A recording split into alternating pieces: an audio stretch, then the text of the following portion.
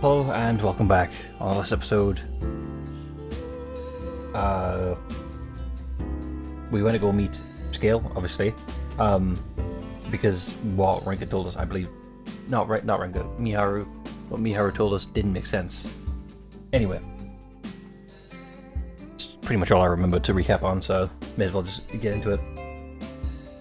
Yo, Frederica and I use this place for our meetings, so I've become something of a regular. Well, Frederico ended up getting banned after stirring up some trouble here, it seems. What do you want? My treat. I'll just have some juice. Whatever's fine. It's obvious someone underage like me shouldn't be in a place like this. There are numerous bottles of various types of alcohol lined up on the shelf behind the counter. They seem expensive, judging by the intricate bottle designs. Gil has a glass already. Inside is a slightly transparent, fizzy yellow drink.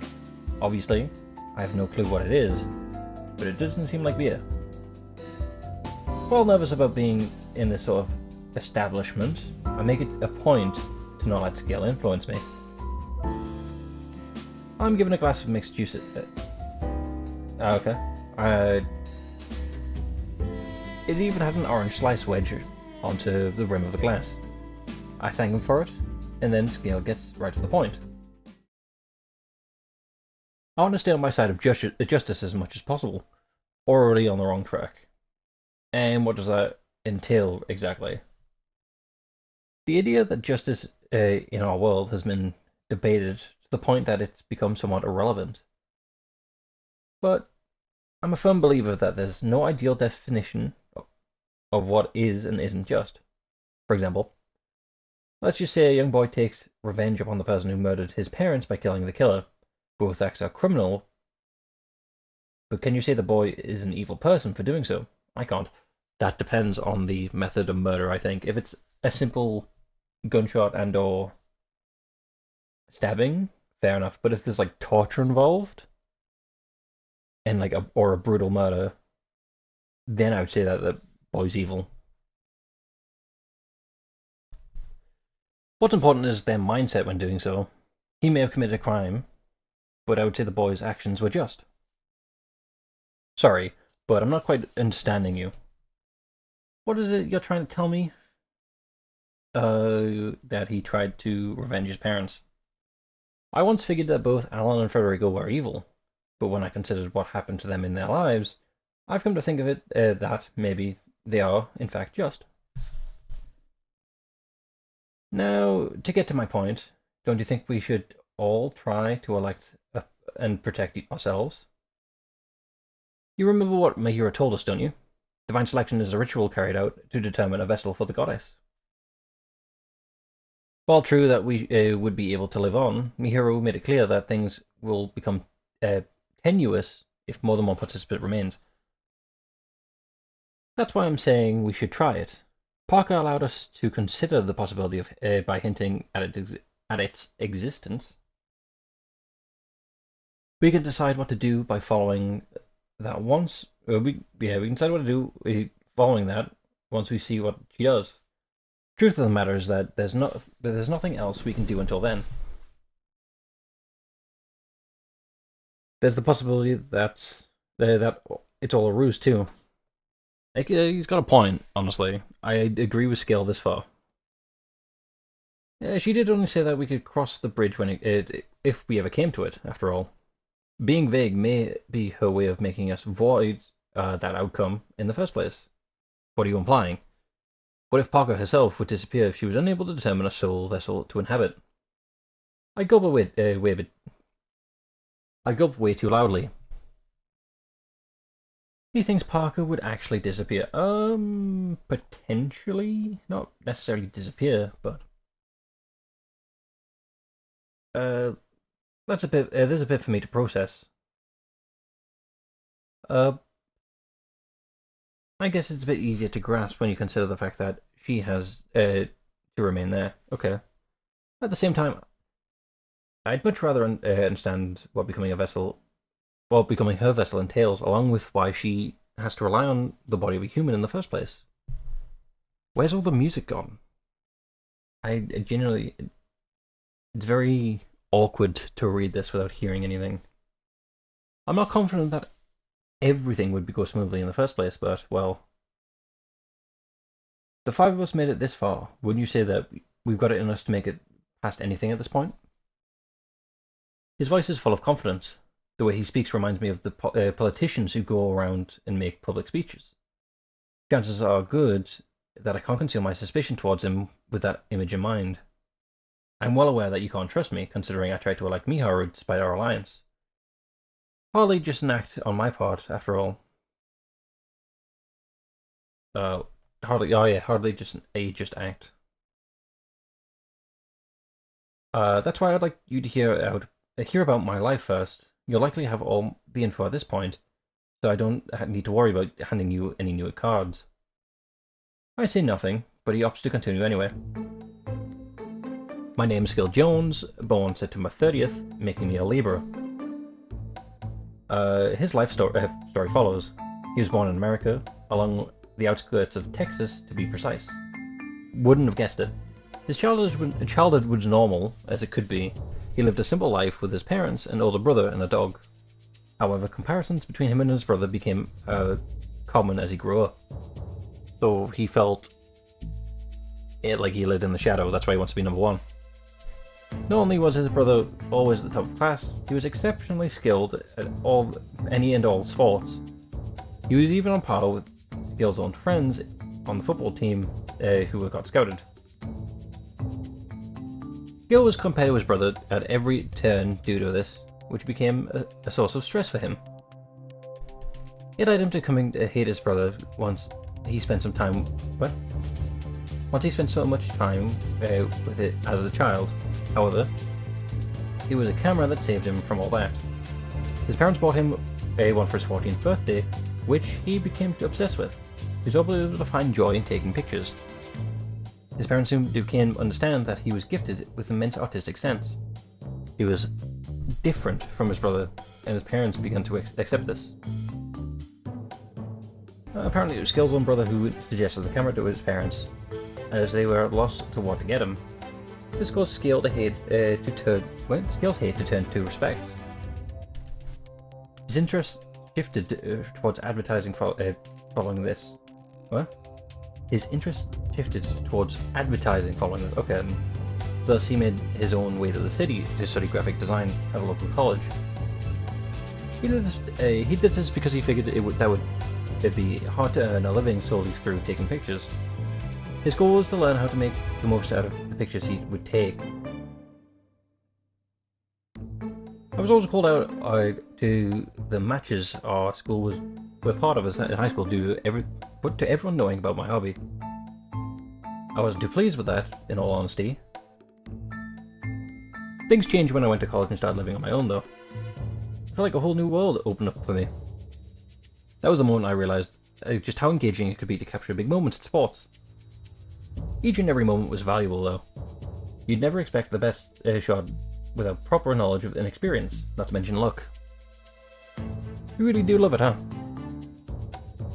That's my honest impression based on his facial expressions as he's talking about it. It's almost like a little kid telling someone about their favorite toy.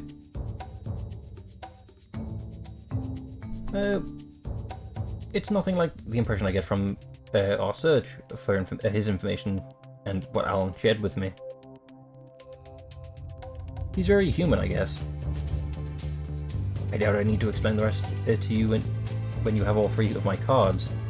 I will say that the Olympics is a pinnacle athletic activity to me. I just wanted to capture the moment someone from my country won a gold medal. So much so that it became my regret. However, he moved into the entertainment industry after a brief stint at a newspaper. To be more blunt, he became paparazzi.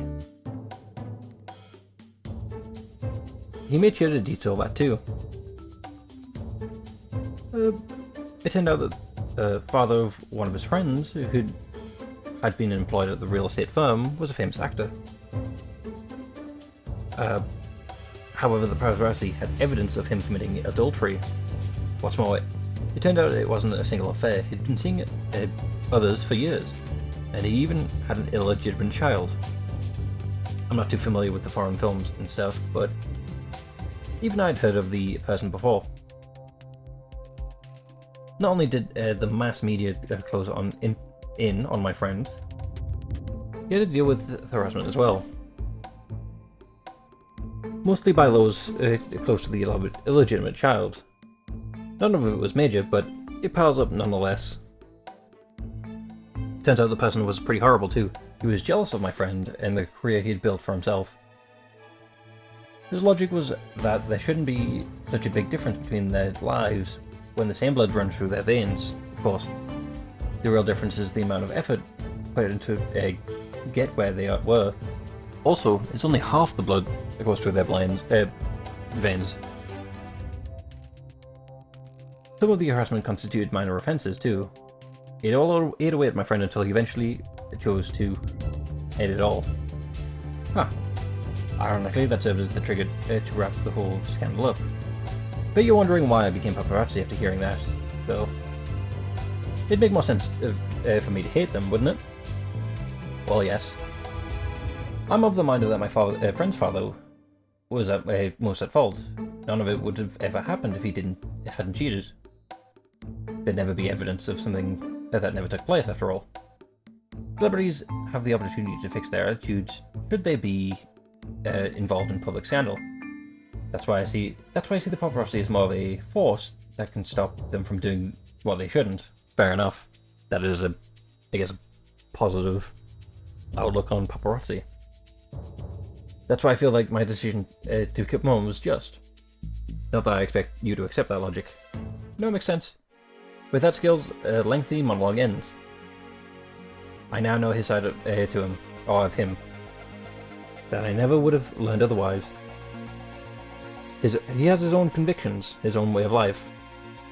I can understand or feel for him, but I can't deny that he's gone through his fair share of life. Electing Miharu was proof of my weakness.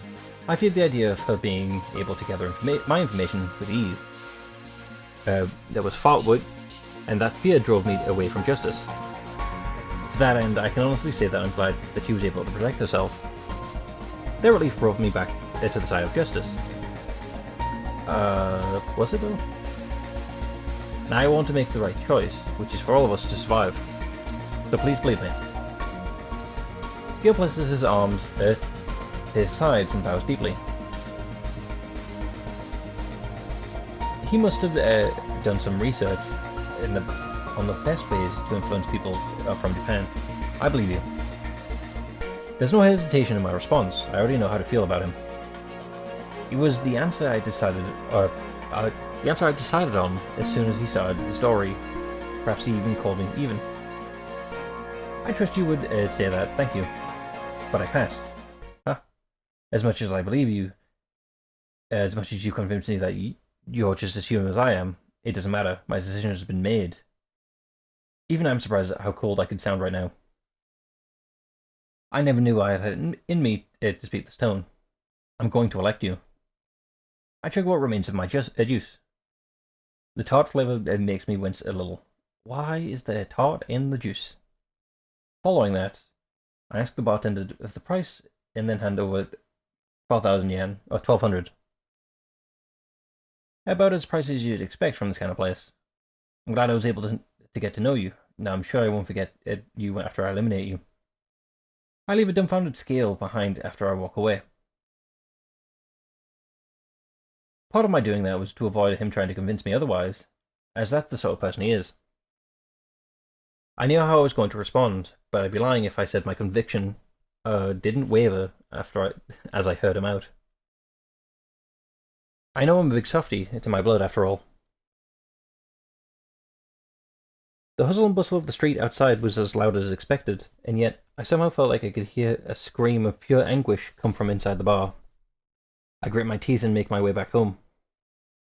I have no right to feel bad about the decision I've made, I know that. But I can't help but place a shaking hand over my shaking heart. Unexpected. Well, this is, Alan's theme. Alan Scorpion finds himself recalling the visit he received from Scale Jones, who sought to exchange information one day ago. He's also alone in the same warehouse as usual. This gutted, abandoned place has become something akin to a home for him. Quite the contrast from what he used to live in, due to the fortune he has built up with his business. A vessel for the goddess. What he had heard from Scale was rather hard to believe. The last remaining participant singular, will become what means to allow Parker to remain in the real world. He was ready to chalk it up as nonsense at first, but he reconsidered once he learned that the claim came from Hibanata Miharu. He had his doubts about both the idea of the divine selection occurring before this and Miharu being its survivor, but after some consideration, he decided to believe it. It wouldn't make sense to believe that the dream world would deny other abstract concepts surrounding the goddess. Yeah, it makes sense, fair enough. Scale had a suggestion to go along with the information he provided too. It involved getting information out of Shishi Mai Rinka by proposing the idea of everyone could survive. Alan had thought of this once before himself. It is possible to create a situation where no one can elect another person. Starting with numeral 1, all they would have to do is select the following numeral, who would then protect themselves until the clock rotation was complete. In this proposed situation, Scale would pretend to have formed an alliance with Alan and Federico, and they would have to be required, and they would get the required information from her. The information would then be used to elect Rinka, a simple con reality. Scale's suggestion was one Alan might have gone along with if he had made it sooner, perhaps. Or perhaps he would have gone along with it now, had the target not been Rinka. In other words, he turned down Scale's proposal. It's almost time. Alan produces a card as he speaks to himself. Federico Kaminami's regret is what he revealed to Scale in exchange for the information. Alan was able to discern it from when he learned Federico's ring was an old wedding band. However, he also came to learn that Federico had no history in being married. What's more, the ring was made before he was even born. In that case, it had to be his mother's. Upon research, he discovered that Federico was taken from his mother at a young age. There's no records of her death, though. Alan came to the conclusion that his regret would involve meeting his mother once more. Lo and behold, he was correct. He shared that information with Scale. However, his eyes are set on the future, not the past. Alan knows that based on his experience with you, a person's card will change to reflect their new regret. At the first thought, it was only due to you being a child, but even adults are subjected to this should someone cause a significant impact to alter their values they hold. Not only is the concept of regret dictated by one's own personal perception, but it also serves as sort of an emotion. That's fine with me. If it disappears, all I need to do is find it again. As soon as he says this, the card in his hand is spindled into dull droplets of light. Well now, someone wouldn't be happy about this. Alan knows that Scale will be furious with the information he gained from the exchange to disappears like that. I mean, that's the problem. He gives someone a hypothetical, aka that the game's been played before. Whereas, as Alan gave someone something liquid. At least, you know, the hypothetical can't change. It's a hypothetical. It can be... It's Schrodinger's cat, basically. Whereas a regret, as proven.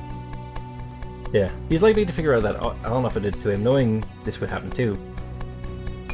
Of course, I doubt he had the luxury of worrying about that. Alan has a decent grasp on Scale's current situation. He doesn't have Scale's card himself, but it's easy to assume that Miharu does, having survived her election from it by him. Alan knows for a fact that all this applies to Rinka as well. As such, it's likely that Scale will try to target her. I already know where I stand. He sounds content with his decision, thinking back to the fire he saw in Rinka's eyes. What is Frederico's new regret? Is it to live more like Odette? I find myself peering down at the city alone. Tokyo Tower is famous enough that even I know about it. You can see the entirety of Tokyo from its observations. Almost 2 months have passed since I first came to this country with Odette. Assuming everything goes smoothly, there will only be 4 more rounds of divine selection. I guess enough's enough. It would have been all over for me yesterday if I were the same guy as before. I've done nothing but mull things over since the eliminating Odette. I even cut out scale. I'm genuinely out on my own now. That's allowed me to know something, though. Feelings inside me I hadn't realized were there. It was exciting to know that I definitely reached the answer I'd been searching for. But it came with a sense of loneliness. It all came to my head last night. My regret card disappeared. In its place arrived a new content. Well, a new card with new content. Success. Kind of ironic, really. Because he regrets losing? Or does he regret successfully eliminating Odette? The one thing I'd always wanted. I've been a loser my entire life. Nothing's changed when I grew up. Nothing changed when I joined and tried to leave the Mafia. Sure as hell didn't change after becoming a participant of the Divine Selection. Part of me figured it'd be alright, though. Even if I was a loser, I'd come out on top in the end. I was sure to have the last laugh. Yeah, he may be a loser, but he's definitely a survivor. I have myself chalked up as the protagonist of the world. I realized that was far from the truth thanks to Odette's elimination, though. I never once thought about succeeding or winning. All I ever done is run away. So that actually makes me. I doubt it'll be something you could do, but someone in this game could just survive solely by changing their cards over and over again. The only thing they can't change is the cause of death. But if you identify as someone else, someone new, or if you change your regret constantly, no one should be able to find you. Oh, sorry, rather, no one should be able to eliminate you. Well, I was wrong. The entire time deep down, I just knew how pathetic and worthless I was. I'd been averting my eyes to the truth until now. I'll win no matter what. I don't have time to dwell on the past. It doesn't matter if I'm the main character or not. Or it doesn't matter if I'm not the main character. I just want to say that I've made it. I knew it. I've been looking up to it the entire time. Frederico will make his way to the observatory towards the emergency staircase. He casts his eyes to the blue sky, inhales deeply, and then exhales. Doubt we'll see each other again. He takes out the ring he's kept close to him all this time and throws it at the horizon. Frederico notices something important. This is the moment when his life can truly begin. Fair enough, so he's just gonna go have fun, I think. Did he trick me? While shuffling through the cards in his possession, Scale witnesses Frederico's card vanish before his eyes. He obtained the card in exchange for invaluable information regarding Divine Selection. It appears leaving him more agitated than when he already was. His agitation stems from his failure to form an alliance with Shishimai Rinka. He never once doubted that everything could go according to plan. After all, he had heard about her interactions and with attachments to the previous participants. Number 8 and 10 came first, but it extended to even number 4 and 5. The former of which killed her classmate at one point.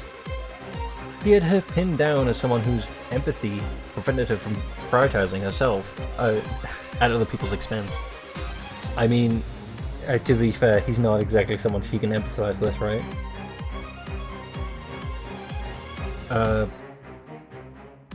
He even made up the story about his friend's death to take advantage of it.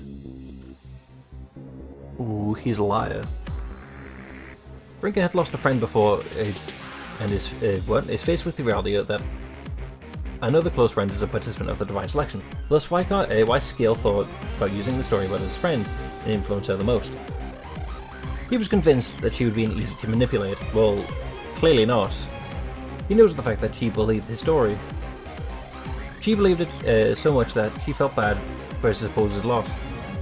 And with Rinka on his side, Miharu would sure follow. He knows that Miharu's regret is she should marry Rinka herself. That's why he plotted to drag her down the Rinka. The risk of both his own election and his invasion becoming privy to the others would decrease through their alliance. Once that was sorted, he would get in contact with Federico again. He would provide him with Miharu's information and have him elect her. If everything went according to plan, the next round would see him elect Rinka, Federico elect Miharu, and Alan elect Federico.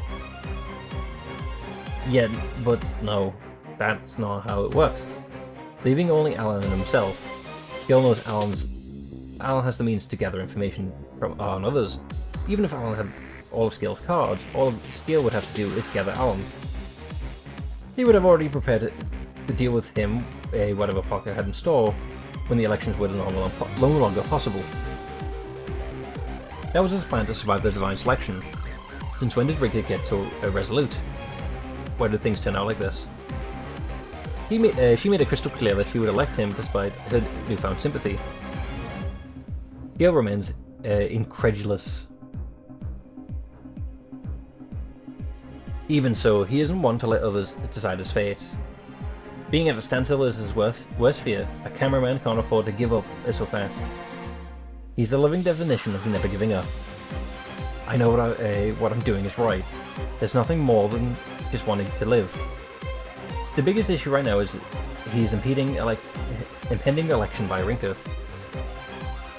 Her desperation when it comes to saving a classmate was a sign of that she's prone to being reckless for the sake of those close to her. Scale did his homework on who those people would be to her. This includes her sole surviving family member, of course. He's going to get Rinka's grandmother, Oken. I mean, to be fair, we eliminate Scale, then we know for a fact she's not going to be involved. I don't see this plan. I changed my mind. We only have classes in the morning today, so the plan to keep the store open all afternoon. I keep it open all tomorrow too. It's been closed pretty often this week, so the least I can do is make sure it's running normal hours during the weekends. Doing so reduces the risk of Scale trying anything funny, too. I doubt he take any risks with people in store, not to mention the fact that the streets outside are fairly busy. I told him loud and clear that I had every intention of eliminating him. It's entirely possible he'll let his emotions get the better of him and try to get information out of me through less civil means. Do you mind if I have some coffee? Naomi has come up along with me today too. We're taking a break from research today. So I told her to use her Saturday as she normally would, which led her to saying she wants to come over. Fair enough, I suppose, really.